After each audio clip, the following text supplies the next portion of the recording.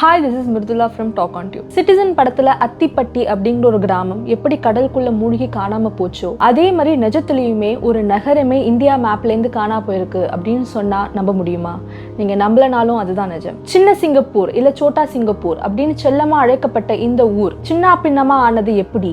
இதுக்கான வரலாறு என்ன? அதுக்கப்புறம் நடந்தது என்ன அப்படிங்கறத இந்த வீடியோல பார்க்கலாம் வாங்க.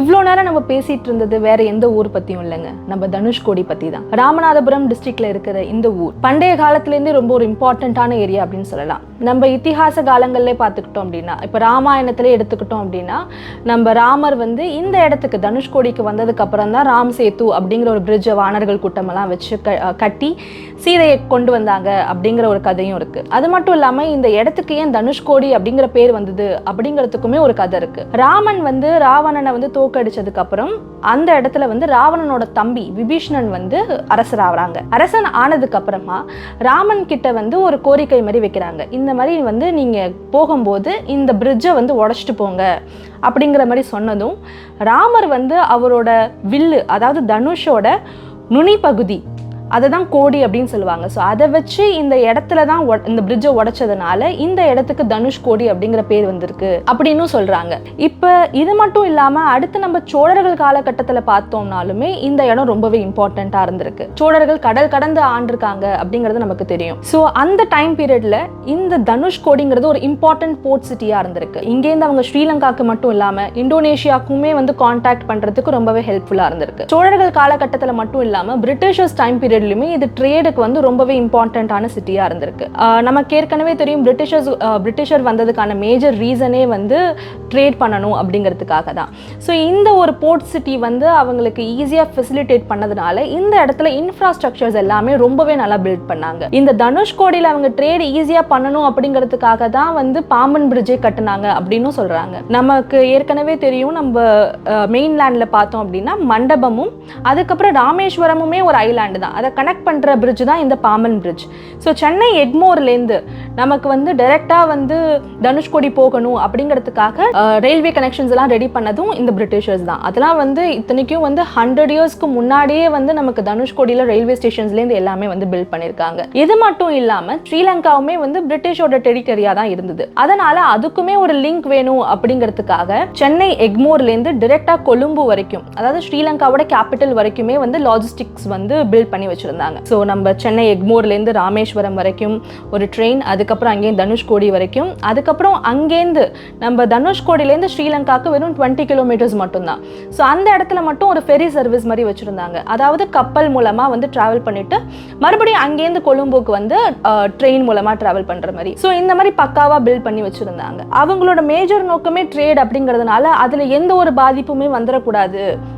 இப்போ ஃபார் எக்ஸாம்பிள் நாங்கள் ஏதாவது கூட்ஸ் எல்லாம் எடுத்துகிட்டு வரோம், நம்ம தனுஷ்கோடி ஸ்டேஷன்லேருந்து ஹார்பர் போகிறதுக்குள்ளே ஏதாவது ராபரி ஆகிடுச்சோ இல்லை யாராவது ஏமாத்திட்டா என்ன பண்ணுறது அப்படிங்கிறத ப்ரொடெக்ட் பண்ணுறதுக்காகவும் சில கூட்ஸ் ட்ரெயின் எல்லாம் டைரெக்டாக ஹார்பர் வரைக்குமே டைரெக்டாக ஹார்பர் வரைக்கும் போகிறதுக்கு கூட ஃபெசிலிட்டிஸ்லாம் க்ரியேட் பண்ணி வச்சுருந்தாங்க அப்படிங்கிறதும் நமக்கு சொல்கிறாங்க. இது மட்டும் இல்லாமல் இந்த இடத்துல ஒரு பிஸ்னஸ்லாம் நிறைய டெவலப் ஆகிறதுனால இப்படி ஒரு பிஸியான ஏரியாவாக இருக்கும்போது அந்த ஏரியாவே கம்ப்ளீட்டாக டெவலப் இருந்தது. ஸ்கூல்ஸ் இருந்தது, போஸ்ட் ஆபீஸ் எல்லாம் இருந்தது. இந்த மாதிரி நிறைய டெவலப்மெண்ட் விஷயங்கள்லாம் இருக்கிறதுனால இது அப்பவே ஒரு சிட்டி மாதிரி இருந்ததுனால தான் இதுக்கு சின்ன சிங்கப்பூர் இல்ல சோட்டா சிங்கப்பூர் அப்படின்னு சொல்லியிருக்காங்க. அதுக்கப்புறம் இவ்வளோ பெருமை வாய்ந்த இந்த இடம் இப்ப எங்கடா போச்சு அப்படின்னு கேட்டோம் அப்படின்னா அதுக்கான மேஜர் ரீசன் ஒரே ஒரு நாள் தாங்க. டிசம்பர் 23, 1964 அன்னைக்கு நடந்த ஒரு மிகப்பெரிய சம்பவத்தினால இந்த இடமே காணாம போயிருக்கு. நாளைக்கு என்ன நடக்கும் அப்படிங்கறது நமக்கு உத்தரவாதம் இல்லாத வாழ்க்கை அப்படிங்கிறதுக்கான ஒரு பெஸ்ட் எக்ஸாம்பிள்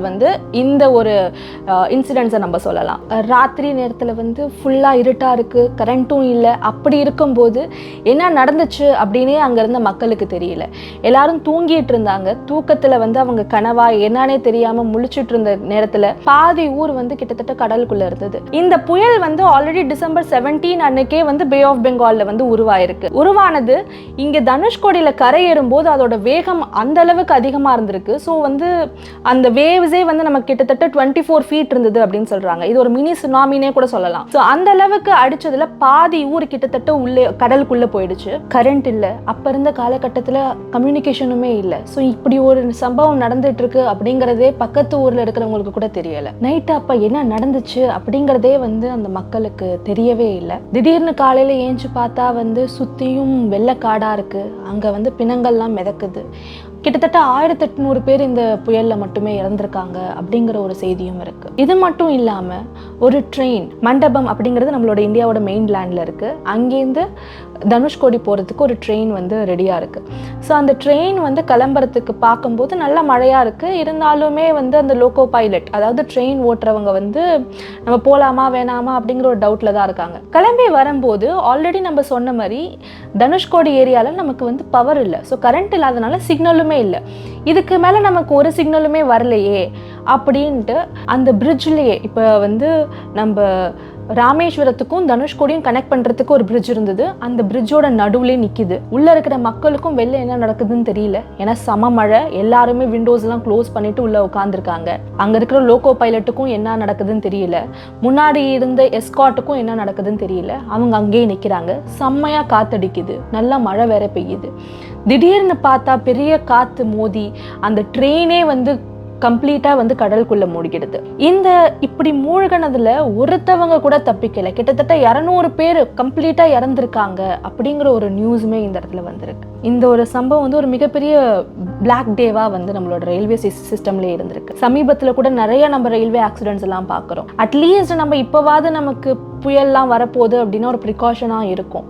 பட் அந்த டைம் பீரியடில் இப்படி புயல் ஃபார்மாக இருக்குது, இதுக்கு நீங்கள் வந்து காஷியஸாக இருங்க அப்படின்னு சொல்கிற அளவுக்கு கூட நம்மக்கிட்ட அந்தளவுக்கு டெக்னாலஜி இல்லை. இந்த இன்சிடென்ட்ஸ்க்கு அப்புறம் தான் வந்து நம்ம முன்னாடியே வந்து ஏதாவது ஃபார்ம் ஆச்சுன்னா இன்ஃபார்ம் பண்ணணும் அப்படிங்கிற மாதிரியெல்லாம் வந்து டெவலப் பண்ணதே இதுக்கப்புறம் தான் அப்படிங்கிறதும் சொல்கிறாங்க. இந்த இன்சிடென்ட்ஸ் வந்து ஆக்சுவலி இப்படி ஒரு இன்சிடென்ட் நடந்திருக்கு அப்படிங்கிறதே 2 நாள் கழிச்சு தான் தெரிய வந்தது அப்படிங்கிறத சொல்லியிருக்காங்க. ஸோ அப்போ வந்து நம்மளோட இன்ஃபர்மேஷன் டெக்னாலஜி எப்படி எவ்வளோ நம்மளோட டெலிகம்யூனிகேஷன்ஸ் எல்லாமே வந்து எவ்வளோ பின்தங்கி இருந்திருக்கு அப்படிங்கிறதும் நமக்கு தெரிய வருது. இப்போ இருக்கும்போது நம்ம எவ்வளோ பிளெஸ்டாக இருக்கும் அப்படிங்கிறதும் நம்மளால் புரிஞ்சுக்கலாம்.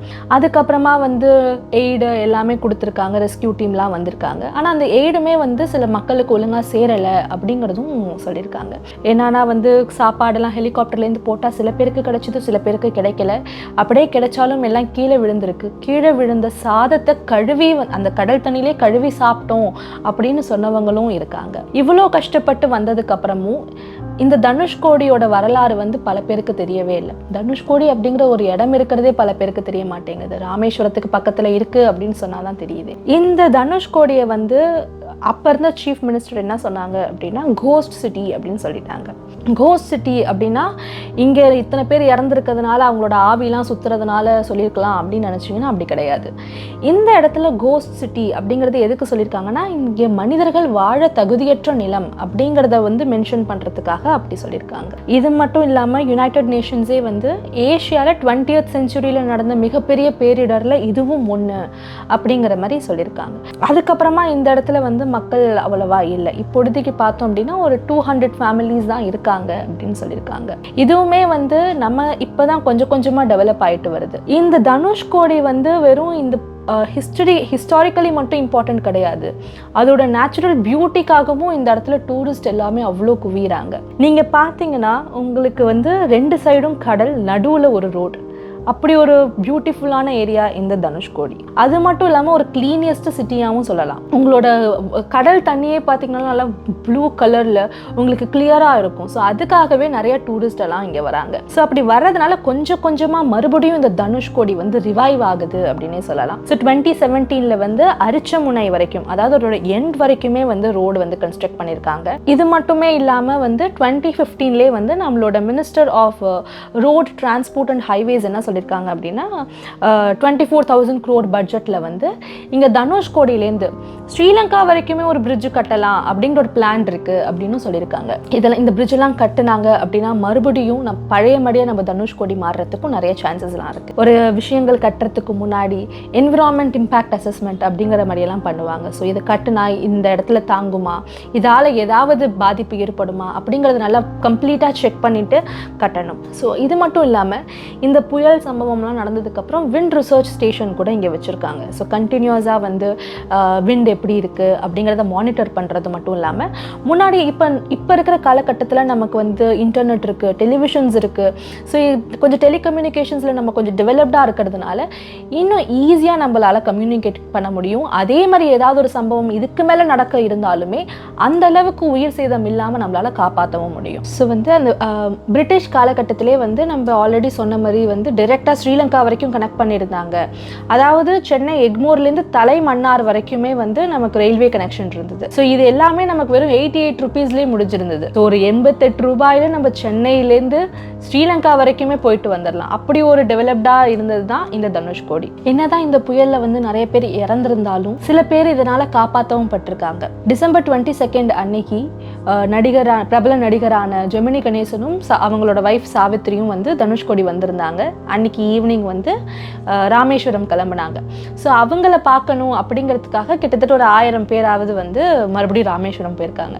ஸோ அந்த ராமேஸ்வரம் போனவங்க எல்லாருமே வந்து இந்த ஒரு பெரிய பேரிடர்லேருந்து தப்பிச்சிருக்காங்க.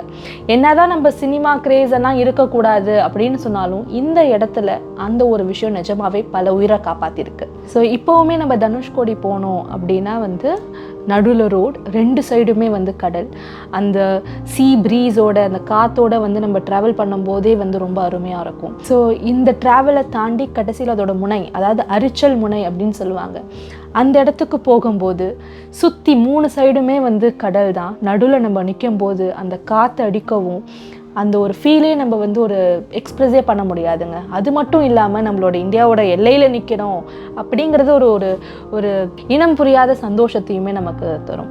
ஸோ இதை எக்ஸ்பீரியன்ஸ் பண்ணுறதுக்காகவே நிறையா டூரிஸ்ட் வந்து இந்த இடத்துக்கு வராங்க. இது மட்டும் இல்லாமல் நம்ம ஏற்கனவே சொன்ன மாதிரி இது வந்து ராமாயணத்துலலாம் இருக்கிறதுனால ஒரு புனித ஸ்தலமாகவும் இருக்குது. இது எல்லாமே வந்து டூரிசமை வந்து இம்ப்ரூவ் பண்ணுறதுக்கான ஒரு மேஜர் ரீசனாக இருக்குது. ஸோ இந்த இடத்த வந்து நம்ம சென்ட்ரல் கவர்மெண்ட் மட்டும் இல்லாமல் ஸ்டேட் கவர்மெண்ட்டும் நிறையா ஸ்டெப்ஸ் எடுத்து இதை இம்ப்ரூவ் பண்ணணும். இது கோஸ்ட் சிட்டி இல்லை, மறுபடியும் வந்து இது ரிவைவ் ஆகும் அப்படிங்கிற ஒரு இடத்த வந்து நம்ம கொண்டு வரணும். அது மட்டும் இல்லாமல் இதை நம்ம ரிவைவ் பண்ணோம் அப்படின்னா நம்மளோட சவுத் ஈஸ்ட் ஏஷியாவோட கனெக்டிவிட்டியும் இன்க்ரீஸ் ஆகும். இது இன்க்ரீஸ் ஆகும்போது நம்ம குளோபலி, அதாவது ஜியோ பொலிட்டிக்கலாக சொன்னோம் அப்படின்னா நம்மளோட இந்தியாவோட ஒரு குளோபல் சவுத் லீடர் ஆகிறதுக்கு கூட ஒரு வாய்ப்பு இருக்குது அப்படிங்கிற மாதிரி சொல்லலாம். இப்போ ரீசெண்டாக நடந்த மால்தீவ்ஸ், லக்ஷதீப் இந்த சர்ச்சையில் கூட நம்ம லக்ஷதீப்புக்கு டூரிசமை ப்ரொமோட் பண்ணுறதுக்காக நிறையா ஸ்டெப்ஸ் எல்லாம் நம்ம சென்ட்ரல் கவர்மெண்ட் எடுத்திருந்தாங்க. அதே மாதிரி வந்து நம்மளோட இந்த தனுஷ்கோடியும் நம்ம இந்த இடத்துல டூரிசம் ஆல்ரெடி வந்துட்டு இருக்காங்க. சொன்னேன் நான் ஓகே, வெறும் அந்த பீச்சை பார்க்குறதுக்காக இருக்கட்டும், இல்லைனா இது வந்து ஒரு புனித ஸ்தலம்ங்கிறதுனால இருக்கட்டும், இல்லைனா வந்து பேலன்ஸ் இருக்கிற அந்த இடிஞ்சு போன ரிமைன்ஸ் எல்லாம் பார்க்குறதுக்கு கூட வந்து நிறைய பேர் வந்துட்டு இருக்காங்க. ஸோ இதை இன்னுமே நம்ம ப்ரொமோட் பண்ணோம் அப்படின்னா நமக்கு வந்து ஜியோ பொலிட்டிக்கலாகவும் சரி, ஸ்ட்ராட்டஜிக்காகவும் சரி, நமக்கு இது ஒரு ஹை ஹேண்ட் மாதிரி இருக்கும். ஆல்ரெடி இது நம்ம கோஸ்ட் சிட்டி அப்படின்னு சொல்லியிருக்கோம். அதனால் அங்கே இருக்கிற நகராட்சியுமே வந்து அவ்வளோ எஃபெக்டிவாக இல்லை. ஸோ இவங்க போட்டு போன குப்பையுமே க்ளீன் பண்ண முடியல, அதோட பியூட்டியே போகுது அப்படிங்கிற மாதிரி அவங்க ஃபீல் பண்ணியிருக்காங்க. ஸோ வந்து நம்ம இந்த இடத்த போய் பார்த்து என்ஜாய் மட்டும் பண்ணலை, அந்த இடத்த மட்டும் ரசிக்கலை, அங்கே இருக்கிற மக்களோட வாழ்வாதாரத்தையும் இம்ப்ரூவ் பண்ணுறோம், நம்மளோட தொலைஞ்சு போன நகரத்தையும் மீண்டு கொண்டு வரோம் அப்படிங்கிறது தான் இதோட ஒரு பியூட்டியே. ஸோ இதை பற்றி நீங்கள் என்ன நினைக்கிறீங்க அப்படிங்கிறத கமெண்ட்டில் சொல்லுங்கள். இந்த வீடியோ பிடிச்சிருந்தா லைக் பண்ணுங்கள், ஷேர் பண்ணுங்கள், சப்ஸ்கிரைப் பண்ணுங்கள்.